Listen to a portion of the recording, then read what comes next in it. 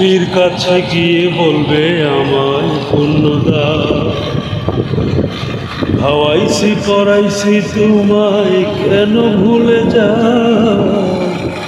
স্ত্রীর কাছে গিয়ে বলবে আমায় পুণ্য দাও, খাওয়াইছি পড়াইছি তোমায় কেন ভুলে যাও।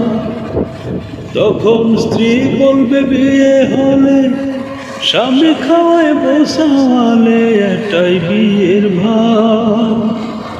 কইরা দাও আমায় মাপ তোমার পাপ তোমার পাপ, অন্য তোমায় দেব না তো এটাই আমার মত। একদিন তো হবে কিয়ামত মন আমার, একদিন তো হবে কিয়ামত, একদিন তো হবে কি।